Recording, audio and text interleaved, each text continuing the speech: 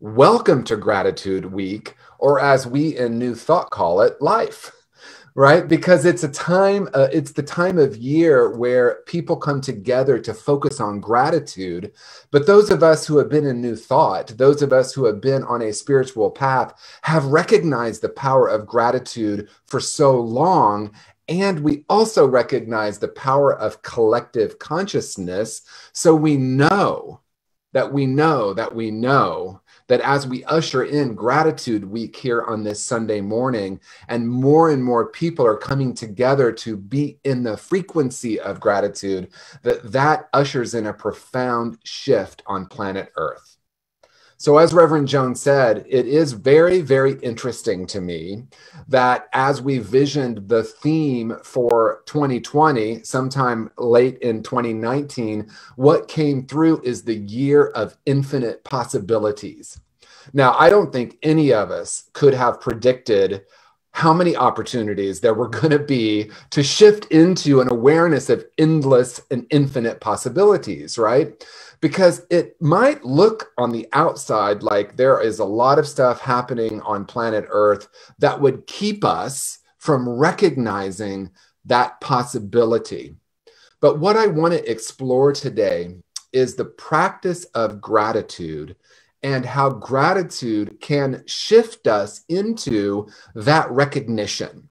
Because as Reverend Joan earlier said so beautifully, we don't bless, our blessing is a recognition, right? That's what we know in New Thought. We are recognizing a greater reality in the midst of anything happening. So quite often, when we think of gratitude, we think of what we're grateful for. It's a profound practice to shift from complaining to gratitude. And let me just share with you, it was a huge shift for me.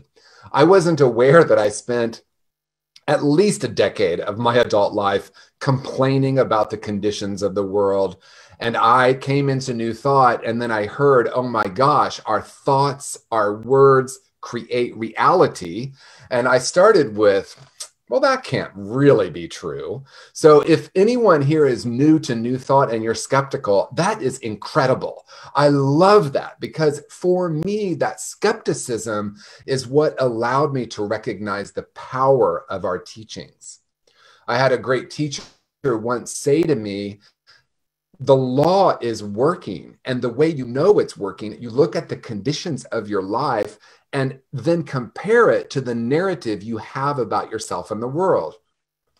I spend a lot of time looking for what's broken and what's wrong. I feel there's something broken about me and wrong. I project that out into the world. I talk about what's broken and what's wrong, and I seem to get more and more and more of it. And so when I heard that, I understood that the power of our thoughts, of our actions, of our words that is indeed what creates reality. Those are the frequency that creates what we call reality. But when we shift into gratitude, I think the first step, or it certainly was for me, and I hear this for many people, is to look for what we can be grateful for. A gratitude list, looking for the good in the world, looking for what is great in my life. You know, I love the quote, if you're not grateful for what you have, what makes you think you're going to be grateful when you have more? Right? So if I am literally ungrateful for the conditions of my life, and I am focusing on how all the different ways I shouldn't be grateful or I can't be grateful, I will indeed get more of that. And so early in my New Thought experimentation, because for me, that's exactly what it was, I was like, well, I'm going to give this a try and see if it works. And so I think what was happening is I was shifting from the level of consciousness that I call martyr consciousness, or that Michael Beckwith calls victim consciousness, right? I was shifting into that next stage where I started to experiment with the power that I have internally to change the effects of my life. I call that next stage magical thinking, right? It is magic. Oh my gosh. What if the conditions of the world don't have as much power as my perspective about the conditions of the world? I'll say that again a bit more slowly. What if the conditions of the world don't have as much power as my perspective about the conditions of the world? Wow. You mean I can choose to see this differently?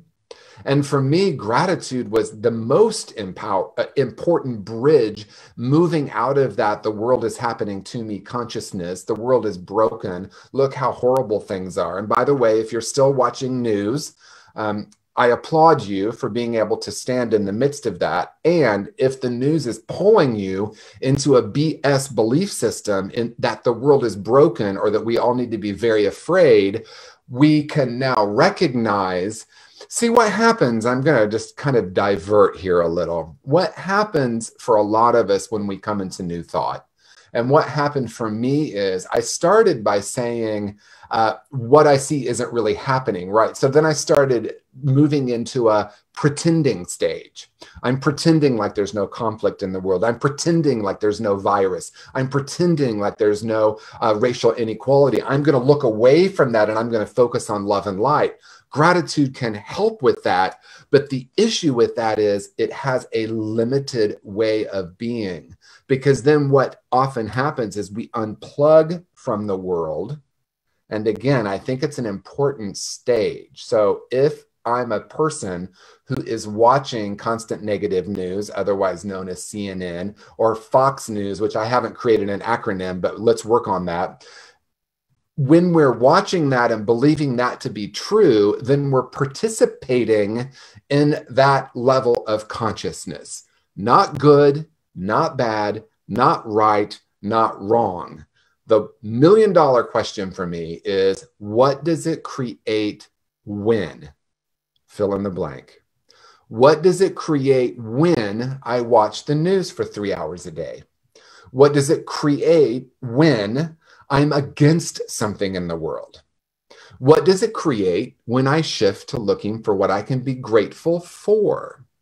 So again, that gratitude or that grateful for is an important and incredibly powerful step, because it can be the bridge to move us out of victim consciousness, or the world is happening to me, and into a more empowered state. Oh, I'm creating what I call reality based on my point of view, not on what's happening. I think possibly one of the most profound spiritual teachings that's ever been given us was given from Jesus the Christ, when Jesus said to be in the world, but not of the world. When I explored that, I thought, wow, that sounds really nice. As I started to really explore that, I started to hear what that powerful sentence is saying, and that is the possibility that I don't need to change. There's going to be a paradox here. I'm going to bookmark that, but I don't need to change the world in order to be free. I can be in the world, but not of the world, not bounced around by it. The paradox for me is, once I'm able to recognize I can be in the world, but not of the world, suddenly I'm a beneficial presence on the planet, and I can be part of the change rather than part of continuing to tell the same old story of lack, limitation, fear, etc. So again, for me, one stage was pretending like things weren't happening. I looked away from it. Perhaps that was where I needed to be at the moment.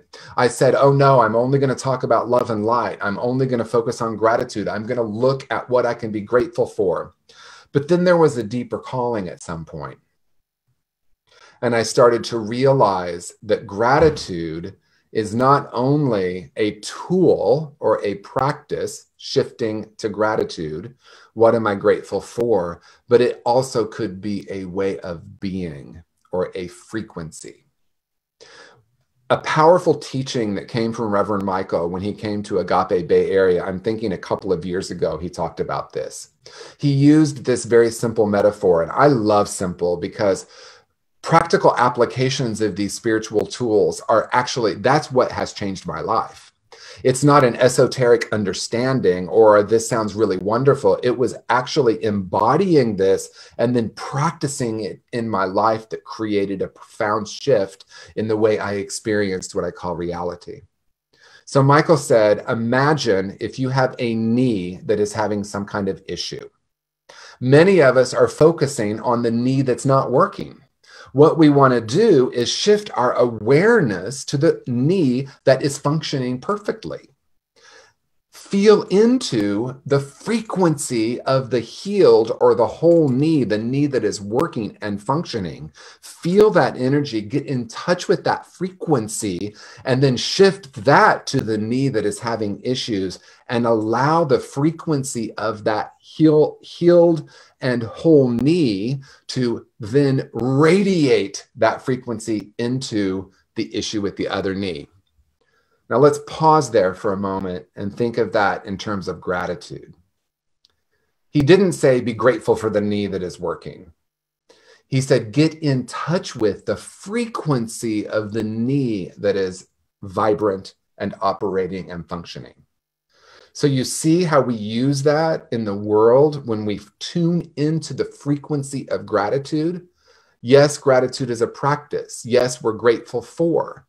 And in addition to that, as we move into a deeper level of awareness, we recognize that gratitude is a frequency, and we can actually bring the frequency of gratitude into any situation in the world, including anything we see on the news that may or may not be happening in the way they're reporting it, or anything in my life which may or may not be happening in the way I'm reporting it.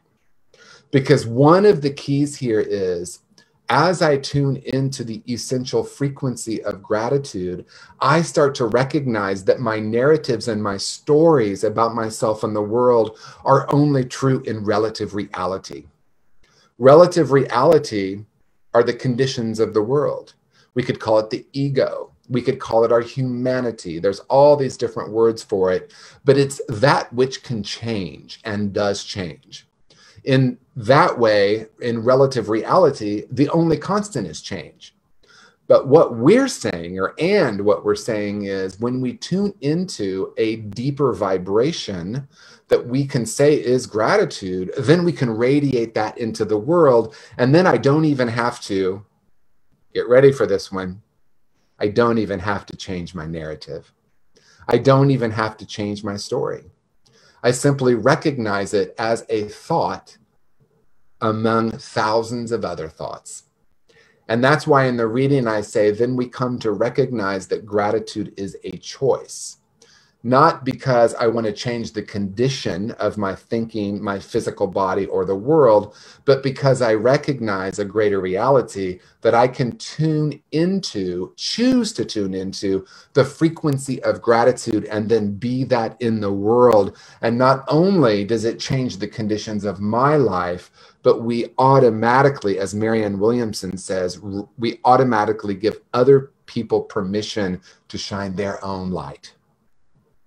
And so in the reading, I want to focus on the piece that talks about searching or seeking.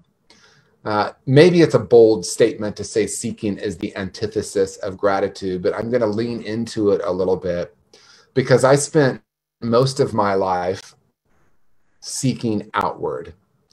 Came into this world as a whole and perfect spiritual being. I lost that sense of who I really was. I decided I was broken. I saw that everywhere in the world. And because I felt so broken, I was looking to the world to feel whole again. All of my searching was about, please help me to feel that essential experience that I had when I came here to planet Earth. And the issue, of course, as we know, is that it's only temporary. That's why we call it the honeymoon stage, or we love a new place we live, or the new job, or even our new spiritual community. And then we wake up one day and say, wow, it didn't really change anything internally. And then that seeking continues. So for many of us, we come into spiritual practice with that same sense of seeking. that same sense of seeking the perfect path, the perfect teacher, the perfect workshop. And the paradox here is that it was always right here within us. And so, as our friend Amitabh says in one of his beautiful songs, we can call off the search and rest in what has always been. Peace is who we are. Love is who we are. Gratitude is who we are. Because when we only stay in the paradigm of grateful for, this is the way I say it often, so I'm sure you've heard me say this before, but if we say we're grateful for the beautiful day, and then we look at what we consider to be a beautiful day, we might all have a little bit difference of perspective about that. But collectively, pretty much collectively, we have decided that sunny and 70 is a perfect day. And then I often say, unless you live in San Diego, you're going to suffer, right? Unless you live in the place where it does that. And then I've actually heard people that live in San Diego that are like, I'm so bored with this weather. It never changes, right? It's like being a weather person in Arizona in the summer. It's going to be hot. It's going to be sunny. It's going to be hotter and it's going to be sunnier, right? Why am I saying this? And what's the importance? When I am only living in grateful for, and again, I want to be clear, that practice is powerful. I never want to abandon the practices that have assisted me in shifting my awareness. It's that and. So being grateful for can sometimes create duality. So if on Tuesday, I say I'm grateful for the beautiful day and it's sunny and 70, what happens when I wake up on Wednesday and it's pouring down rain? Can I still be grateful? Or does it bring up, oh gosh, why is it raining, right? Is there a disappointment there? Is there an attachment to the world being a certain way? And so as we shift into being the frequency of gratitude, going back to Reverend Michael's beautiful example, we can look to the conditions of the world. And if we see something that seems out of balance, because think about that knee for a moment, the knee is just out of balance. The body always wants to go back to balance, right? It's always bending toward wholeness. It's always wanting healing. That's the miraculous nature of our physicality, that there is something within us that is always bending or moving toward healing. And so that is also true in the world, because as we shift our awareness, we recognize that we're not actually separate. And as we evolve in consciousness, I look forward to, I don't know how many different chapters or lifetimes it might take for us to realize, oh my gosh, remember back in the early 21st century when people believed they were separate? And now we recognize we're all just part of one organism, one spirit. And the New Thought has been saying that for how long now? Well over 100 years, that we're all particles of source energy. And so in closing, what I want to say is to move toward or point to that Meister Eckhart quote that is so powerful that we hear so often in November, in particular this week that we call Gratitude Week. If the only prayer you ever said is thank you, it would be enough, or it will be enough. And so that is my practice. My practice now is to recognize that I can look for what I can be grateful for, and also ask myself the question, can I be grateful in the midst of anything happening in the world? And then ultimately, can I tune into the gratitude frequency that is at my core?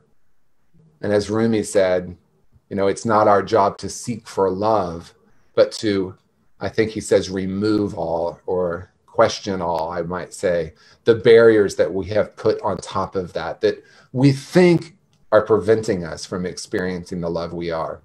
And we can use that with gratitude. I don't need to seek to be grateful for or seek gratitude. I can recognize that it's a frequency as well as a practice, as well as a thought, or even an emotion. It's a way of being. And so my request of you, or my invitation to you, is an invitation that I know each of us has already taken, because we're on this call, or we're watching this right now on Facebook Live, or we're watching it at a later date. Because we've tuned into this, we are already well aware of the power of gratitude. What I'm inviting you to do is to take this, this experiment, practice this experiment with me. Recognize that it is time to call off the search and rest in a greater reality, the reality of oneness, the reality of the frequency of gratitude. Really tune into, in our time of mindfulness and meditation, in our visioning process, tap into that frequency of gratitude. Feel that frequency. Recognize that that's our true nature. Oh, we rest in that truth. I'm coming home. I'm coming home to this truth now. And then as I cultivate a relationship with my true nature, with gratitude, with love frequency, with our God essence, whatever word we use to describe this, that in some ways is indescribable. We know that, we feel that, and then we be that in the world. I know that probably wasn't proper grammar, but we be that in the world. We are the beingness of spirit. We are each a perfect expression of love and light. When I know this, and when I practice this, everything changes because I've unplugged from the conditions of the world.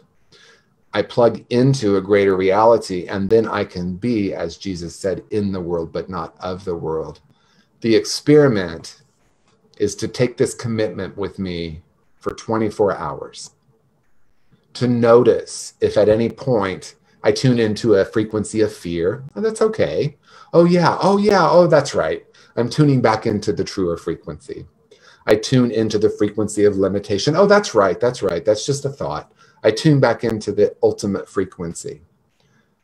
So thank you for saying yes to this call, to being part of this experiment for the next 24 hours, that we can indeed be a profoundly beneficial presence on the planet simply by the way we are being, and then allowing our doing to be a natural expression or an outpicturing from that place.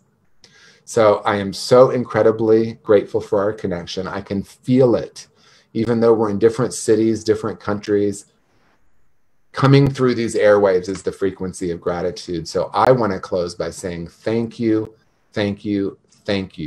each of you, for saying yes to this call.